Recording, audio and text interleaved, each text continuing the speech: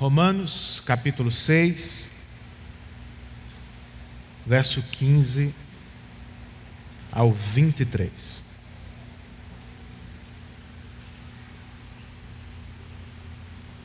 Algumas pessoas se afastam da igreja porque dizem estar em busca de liberdade. Elas querem viver não de acordo com Deus e sua palavra, mas de acordo com seus próprios desejos, amores e preferências. Pode até soar bonito aos ouvidos de alguns, mas eu quero que você saiba, trata-se de uma falácia. Pois desde que o pecado entrou no mundo por meio de Adão, ninguém mais desfruta do que se chama popularmente de livre arbítrio. Não me desligue imediatamente. Nós ainda somos agentes livres, o que significa que não somos robôs. Nós fazemos escolhas reais, pelas quais nós somos realmente responsáveis. Contudo, nossas escolhas não são livres de influências profundas e poderosas. Segundo a autora cristã americana Rebecca Piper, nós não nos controlamos livremente. Pelo contrário, nós somos controlados pelos verdadeiros senhores da nossa vida. E segundo o texto que vamos estudar, a questão não é se somos ou não escravos. A questão é de quem somos escravos. De Deus ou do pecado? Para começar, eu quero ler com vocês o verso de número 22. Romanos capítulo 6 e versículo de número 22. O texto inspirado pelo Espírito nos diz: mas agora que vocês foram libertados do pecado e se tornaram escravos de Deus, o fruto que colhem leva à santidade, e o seu fim é a vida eterna. Vamos orar? Senhor, nós te louvamos por todos os momentos que já vivemos até agora. Graças te damos por todos eles. Mas neste instante, quando nos aproximamos de tua palavra, nós queremos te rogar, ó Espírito Santo de Deus, por tua assistência. Pois entendemos que este é teu ministério, é tua parte, nos conceder iluminação espiritual. Abra os olhos do nosso coração, Espírito, e leva-nos à experiência do salmista, a enxergar a lei do Senhor como nosso maior prazer. Sabemos que não é assim naturalmente, é obra tua. Por isso te rogamos por tua ajuda. E fazemos isso em nome de Jesus. Amém.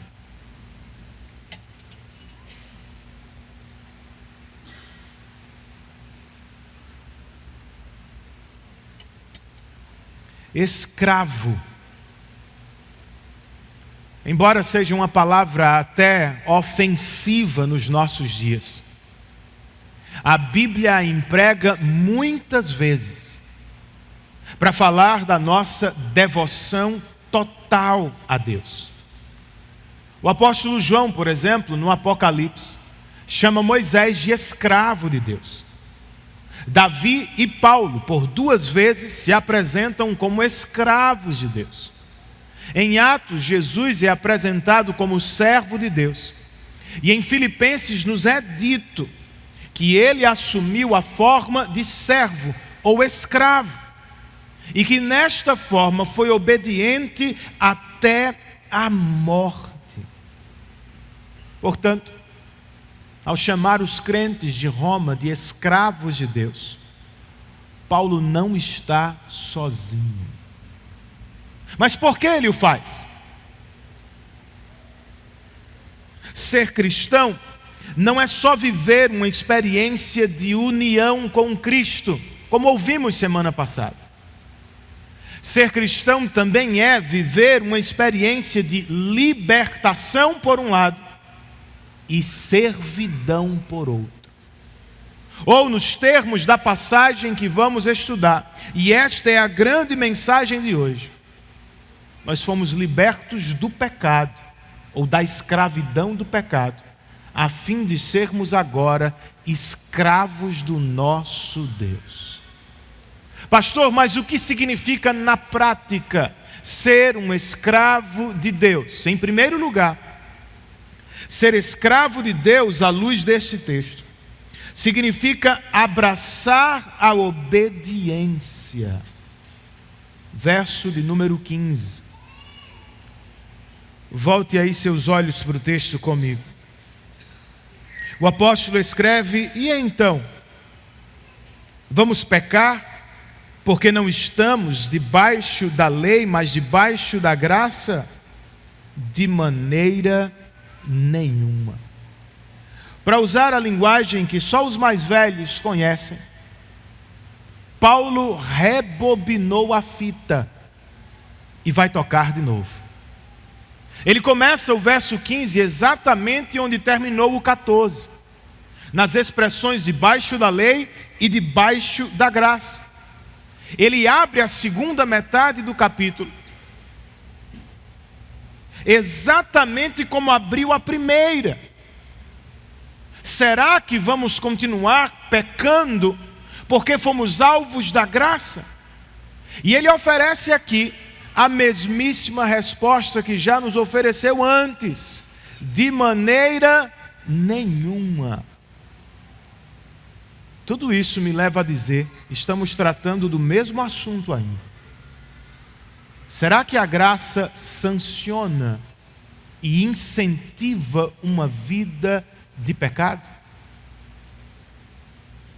Só há uma diferença, irmãos.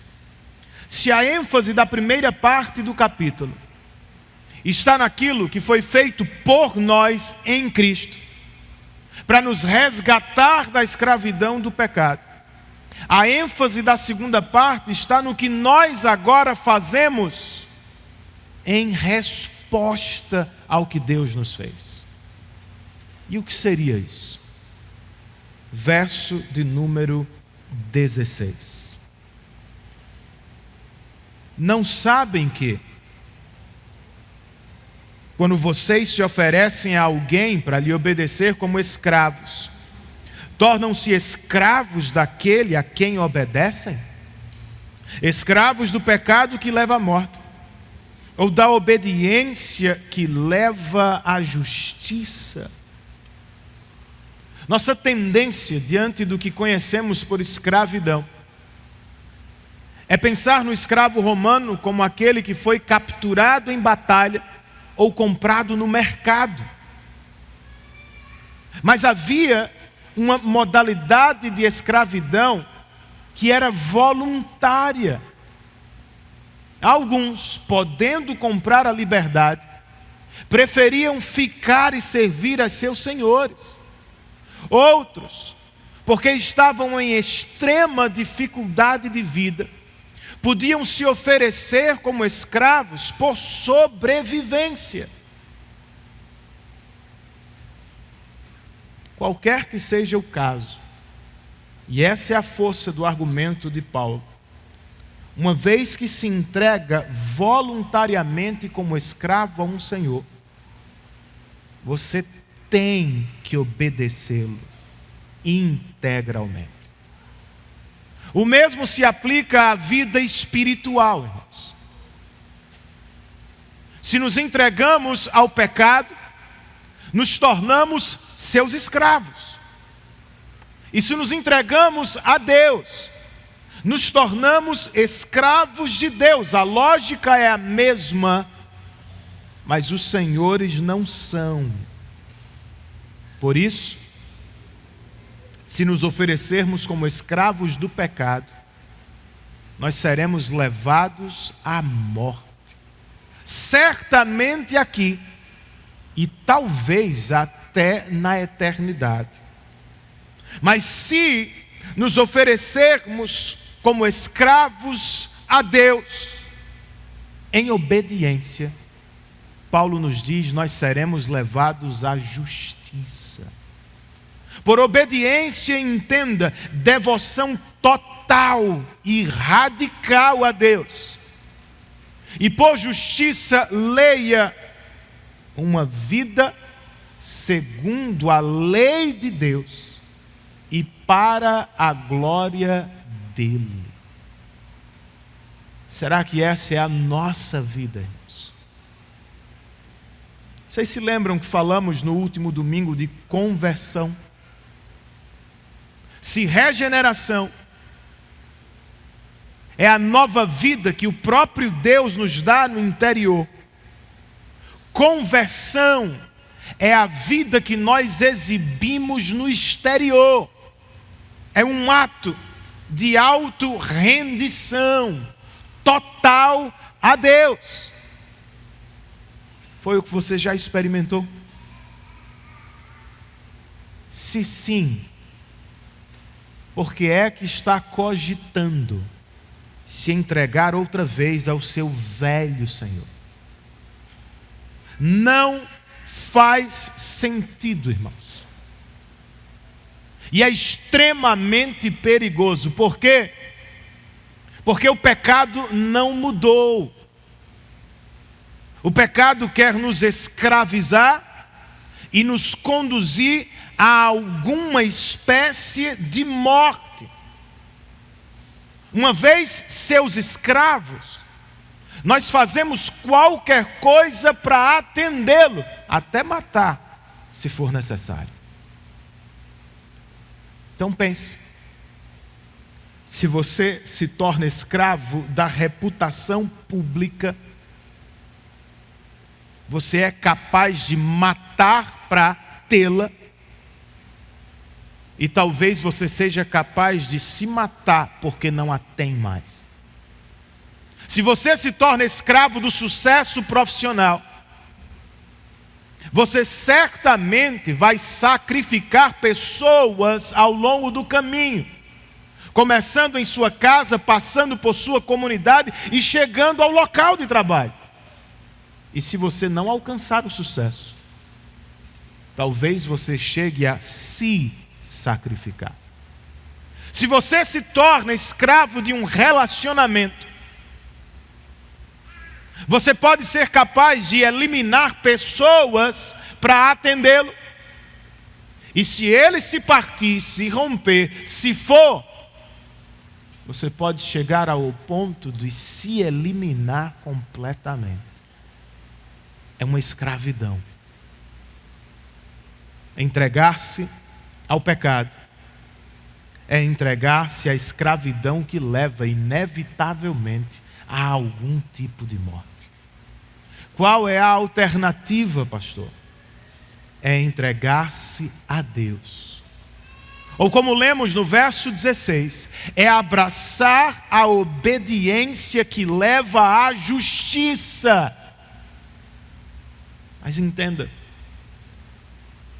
nós estamos falando de uma entrega sem reservas e sem rivais. Foi Jesus quem disse: ninguém pode servir a dois senhores, pois odiará um e amará o outro, ou se dedicará a um e desprezará o outro. E se oferecer-se ao pecado, conduz à morte. Oferecer-se à obediência a Deus conduzirá à justiça. Sabe o que significa? Que Deus mesmo vai nos transformar, a fim de levarmos uma vida justa segundo a sua lei.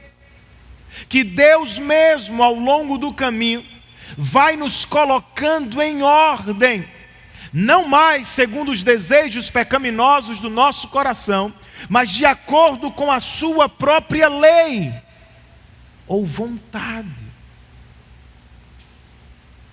por que é que não vamos obedecer a Deus?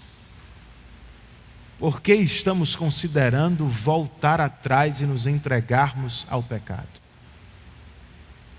Não faz sentido, irmãos. Sejamos escravos de Deus somente e obedeçamos ao Senhor para o louvor e glória de seu nome, para o nosso próprio bem e para o bem das pessoas com quem convivemos. É o que significa ser escravo de Deus, abraçar a obediência para a glória e o louvor dele. Em segundo lugar, ser escravo de Deus significa crescer em santidade. Versos 17 e 18.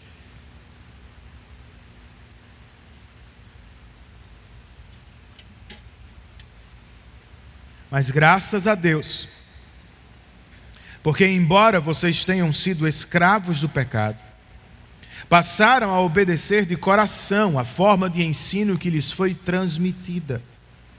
Vocês foram libertados do pecado e tornaram-se escravos da justiça. A conversão, nos termos de Paulo, é uma troca de escravidão.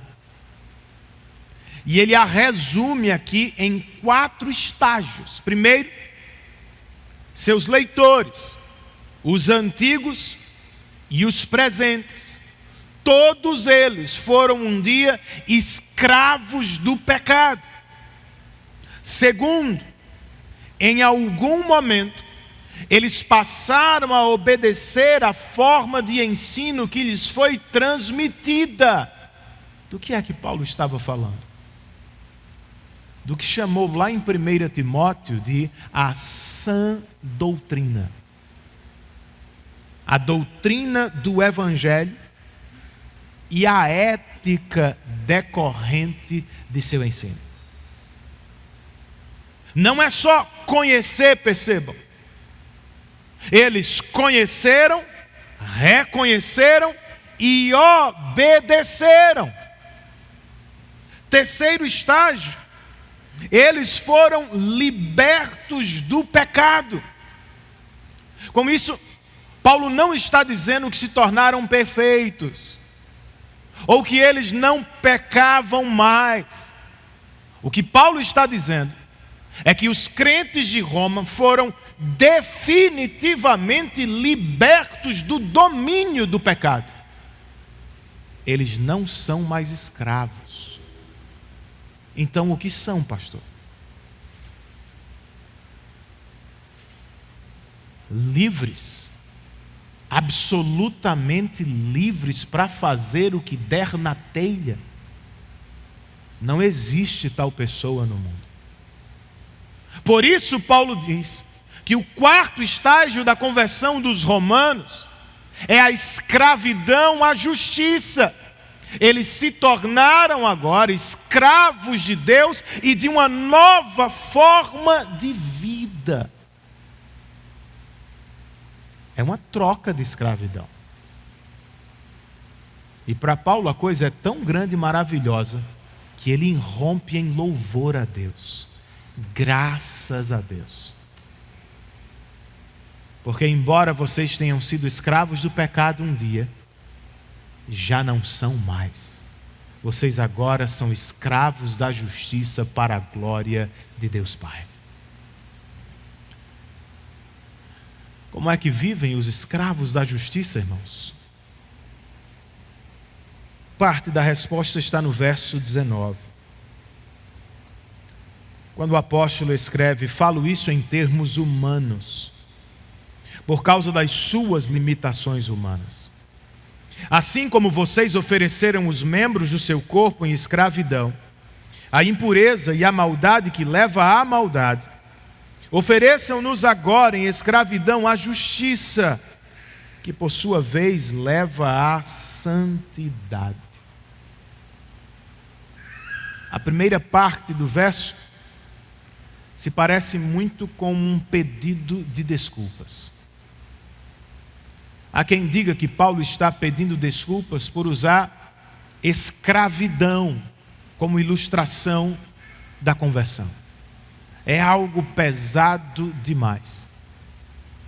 Eu prefiro ficar com o Dr. John Stott, que comentando o texto escreve: apesar de refletir bem a exclusividade de nossa lealdade ao Senhor Jesus, a escravidão, contudo, não expressa nem a leveza do seu jugo, nem a suavidade da mão que o coloca sobre nós, nem muito menos a natureza libertadora de se estar a seu serviço. Ilustrações podem ser imperfeitas, mas nós precisamos de ilustrações. Na segunda parte do verso, o que temos é uma comparação. São dois tipos de escravidão, seguidos de dois resultados de vida.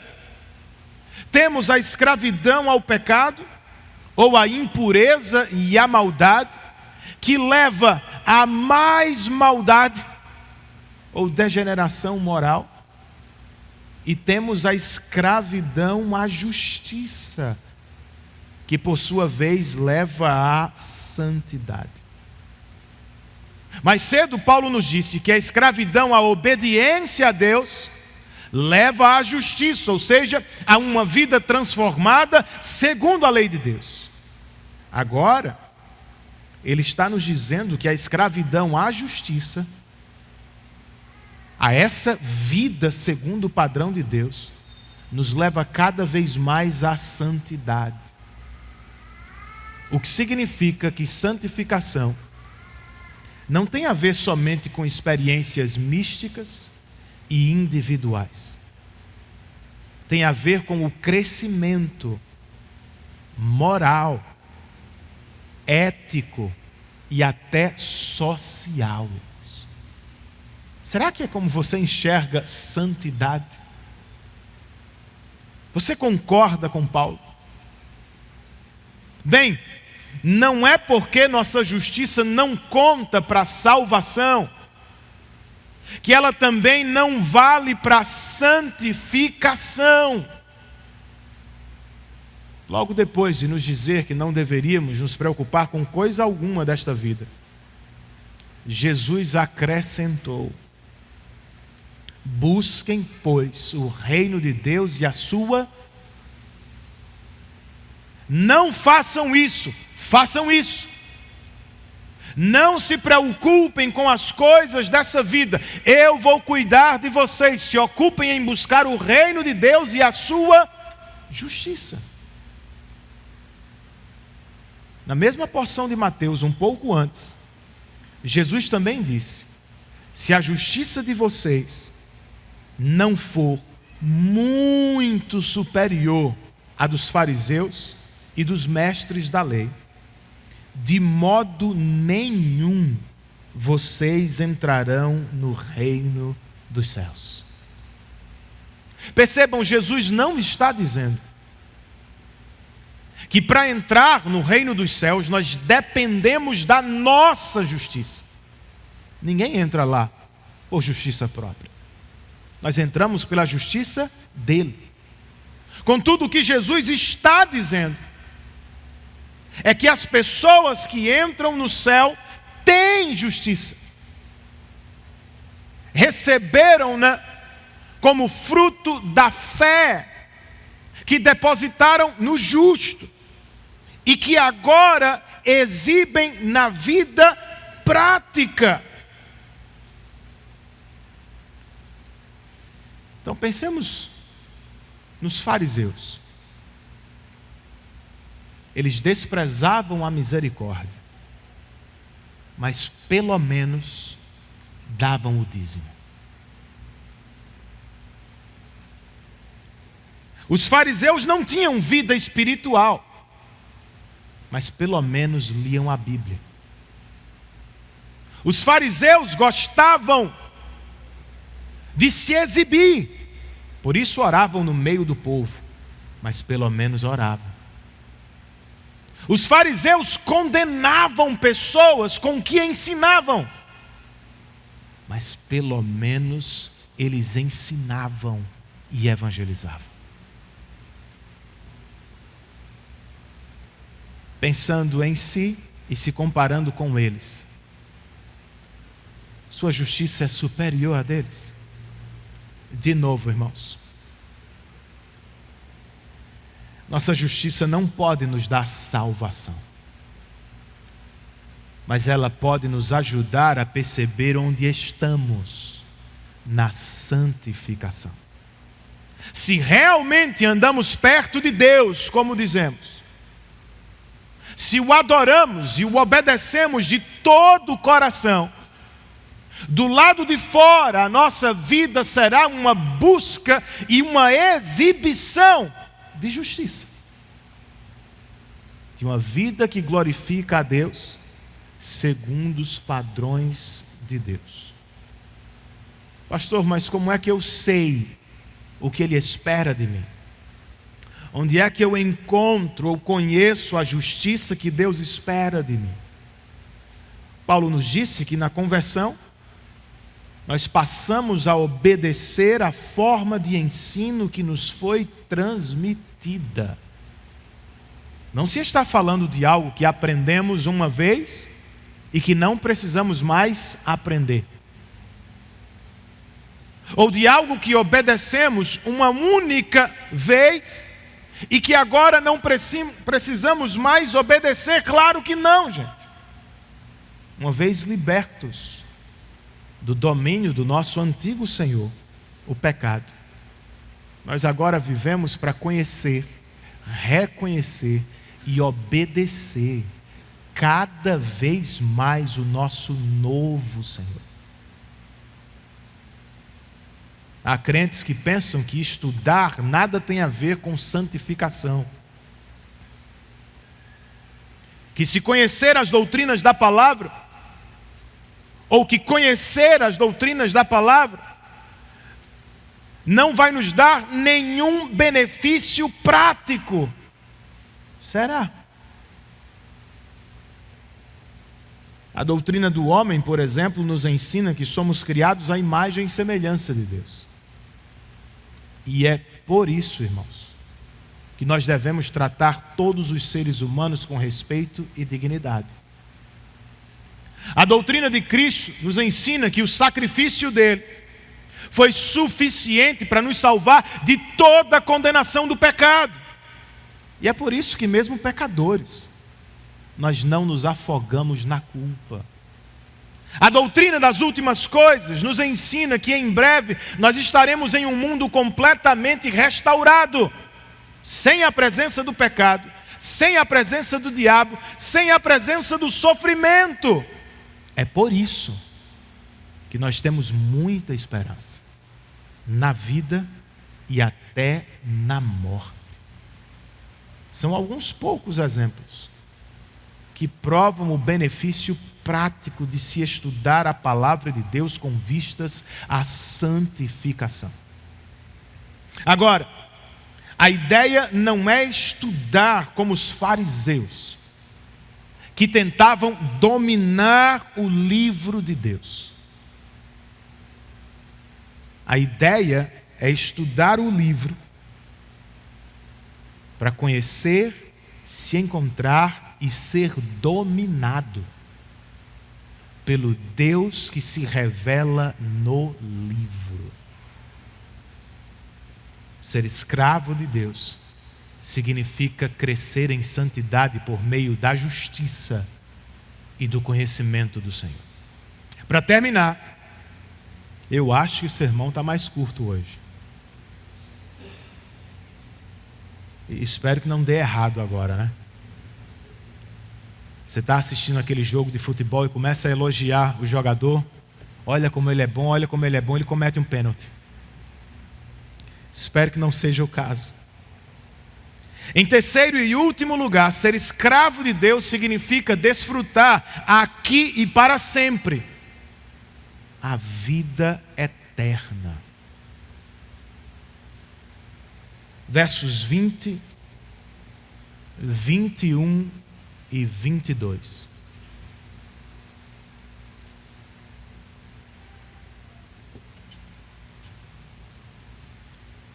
Quando vocês eram escravos do pecado, estavam livres da justiça.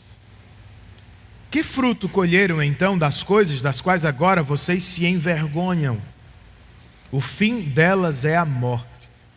Mas agora que foram libertados do pecado e se tornaram escravos de Deus, o fruto que colhem leva à santidade, e o seu fim é a vida eterna.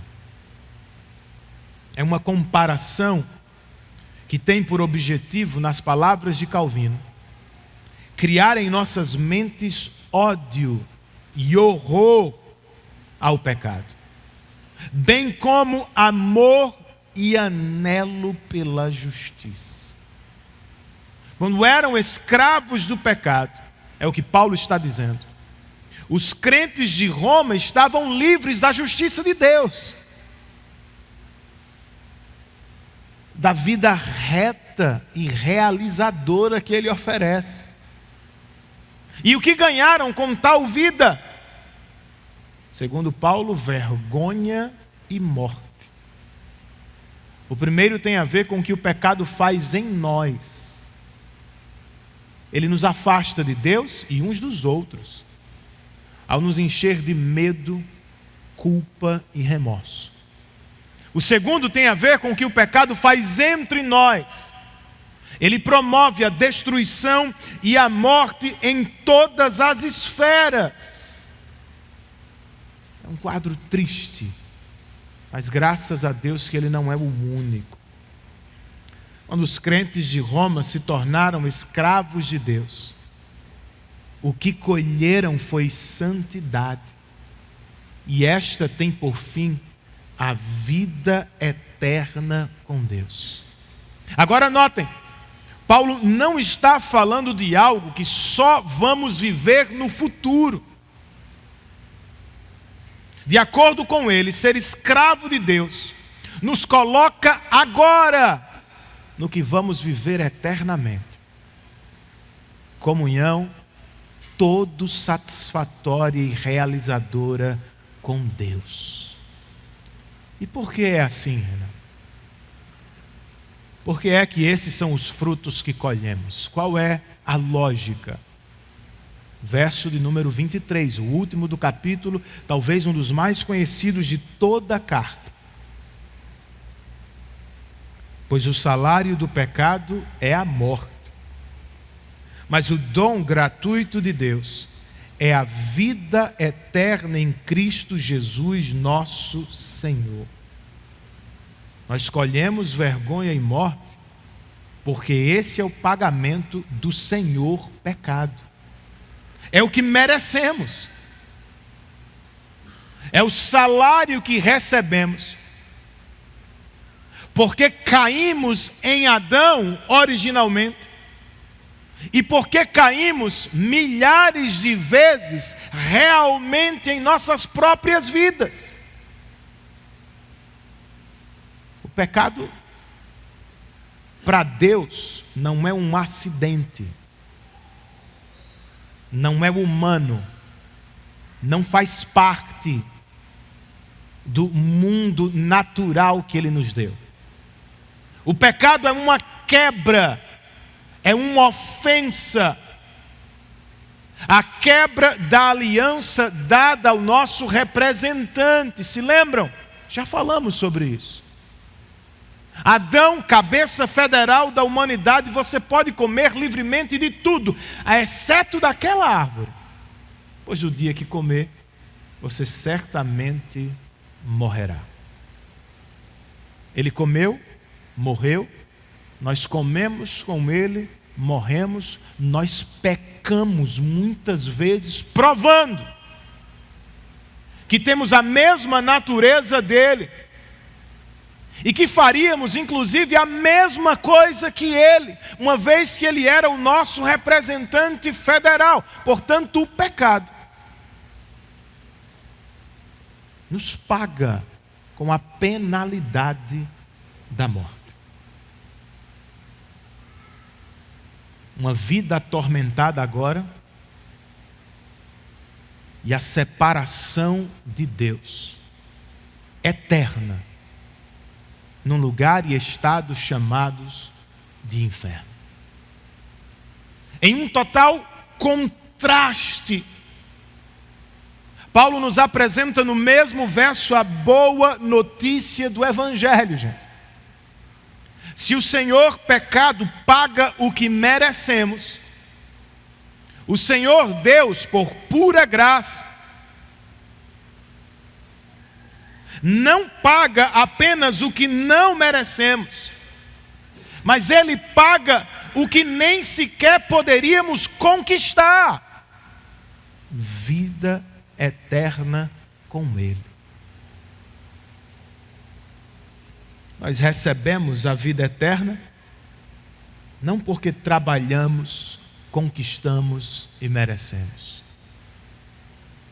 Nós só a recebemos nos termos deste verso se estamos em Cristo Jesus, unidos por meio da fé àquele que trabalhou e conquistou por nós, na vida, na morte e na ressurreição.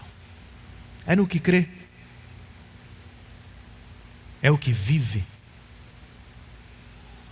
Você tem desfrutado plenamente da vida que lhe é ofertada no Evangelho? Não tem vivido tanto quanto gostaria?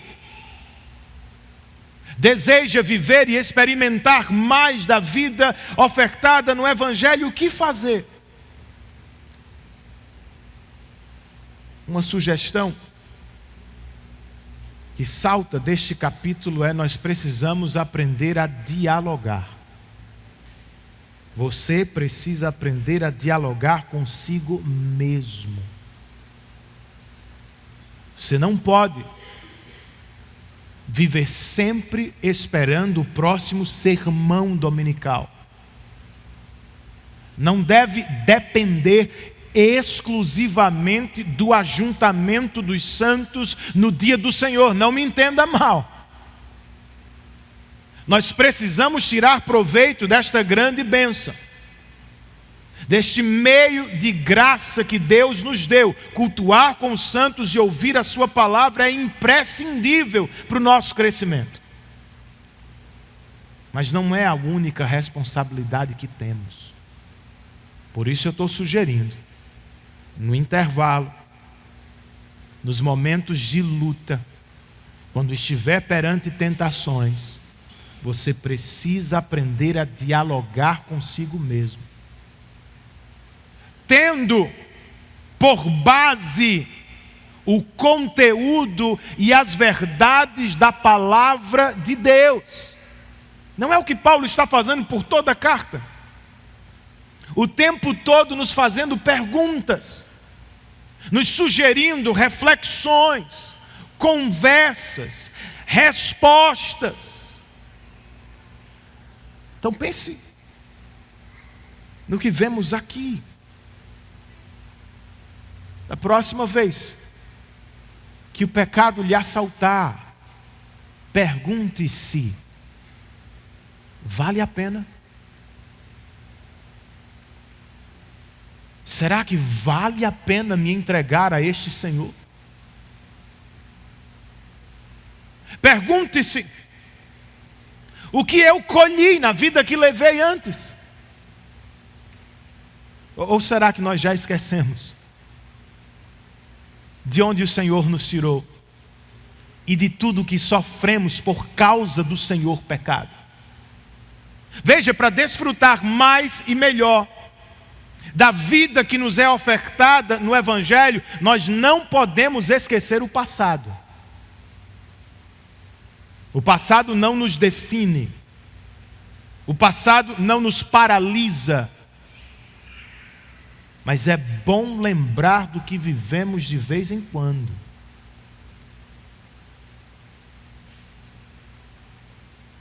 As vergonhas que passamos, os sofrimentos que enfrentamos, a morte que vivemos por causa do pecado. Não vale a pena, irmão. O fruto do pecado é algum tipo de morte. Se você quer desfrutar cada vez mais e melhor da vida que lhe é ofertada no Evangelho, entregue-se à santidade. A busca por uma vida santa diante de Deus não vai nos render frutos só no futuro, irmãos. Escute isso. Ela nos permite começar a viver agora, o que vamos viver todos os dias na eternidade. Talvez você diga, não é pleno, pastor. Eu concordo, mas já é real. Para usar a ilustração de C.S. Lewis, com o passar dos anos, nós nos tornamos cada vez mais parecidos com os seres imortais com quem passaremos a eternidade. Se somos escravos de Deus, nos tornamos cada vez mais belos e santos como os anjos dos céus. E se somos escravos do pecado, nos tornamos cada vez mais feios e egoístas como os demônios do inferno. Então não me diga que a santidade não lhe renderia frutos, porque ela rende.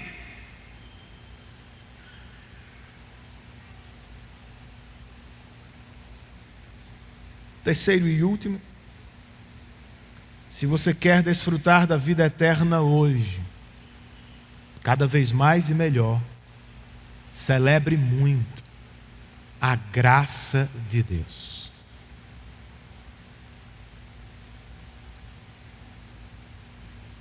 Porque verdade seja dita, irmãos, o que todos nós merecíamos era a morte mesmo.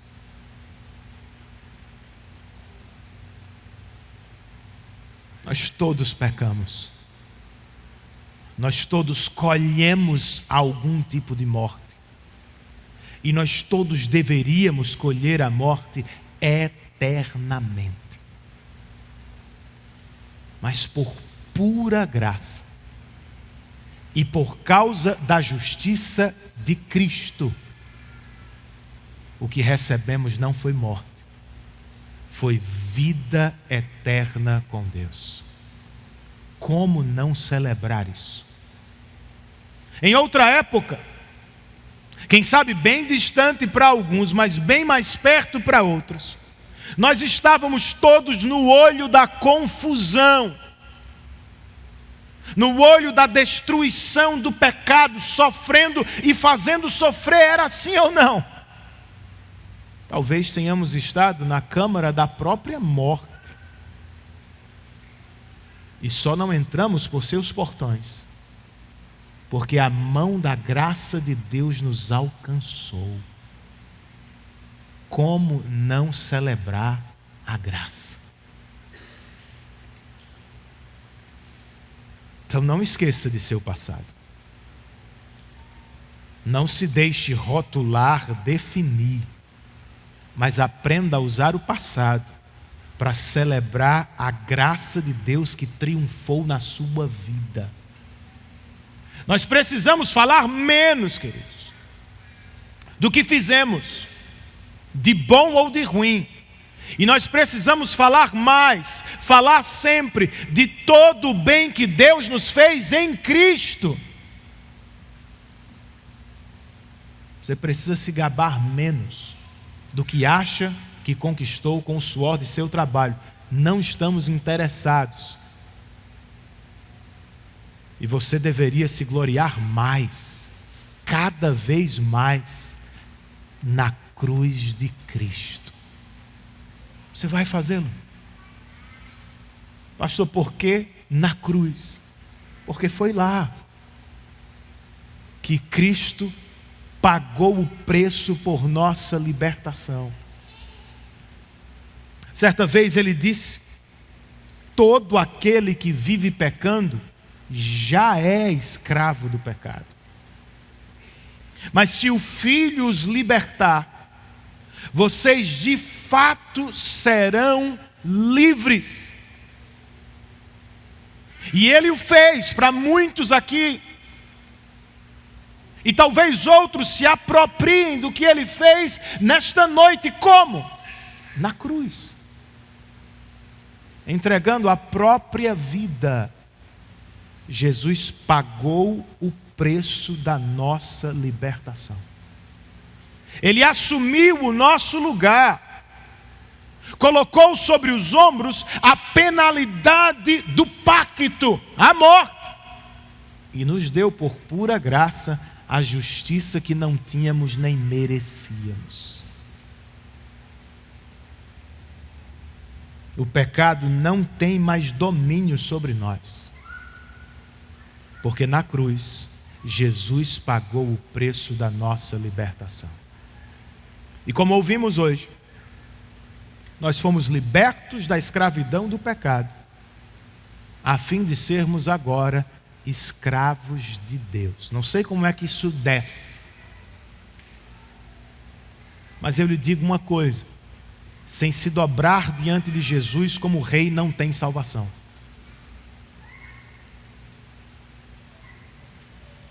Então minha oração é que você jogue as suas armas e coroas abaixo, e que por obra do Espírito você se dobre e reconheça a Cristo como o seu rei.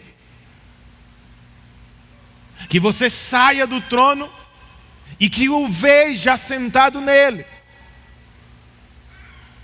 Mas eu sei, é difícil. É pura obra do Espírito. Mas quem sabe há entre nós pessoas que têm considerado fazê-lo, mas elas se julgam injustas, sujas demais. Eu sei como é. Às vezes nós pensamos algo do tipo: Jesus, de tão belo e santo, deve ser também severo e incapaz de me aguentar. Por que ele perderia tempo? Porque essa é a forma que nós vivemos por vezes. Os mais ricos dificilmente descem para estar com os mais pobres. Os que se sentem os mais belos da sociedade dificilmente abraçam aqueles que julgam ser mais feios. E assim nós vivemos. Eu acho que ele não falaria comigo. Eu acho que ela não me atenderia. Eu penso que ele jamais pararia para conversar comigo. Jesus não é semelhante a nenhuma celebridade que você conhece, a nenhum político que você conhece. Em uma das pouquíssimas, raras passagens em que Jesus abriu o coração, Mateus 11, 28 a 30, e com isso eu termino. Foi assim que Jesus se apresentou aos pecadores: venham a mim todos os que estão cansados e sobrecarregados. Tomem sobre vocês o meu jugo e aprendam de mim, porque eu sou manso e humilde de coração. Venham a mim e vocês encontrarão descanso para as suas almas, pois o meu jugo é suave e o meu fardo é leve. Vamos todos a Cristo nesta noite. Curve a sua cabeça comigo. Entregue-se ao Senhor em oração. Responda a Ele e prepare-se para a mesa do Senhor, da qual participaremos em breve.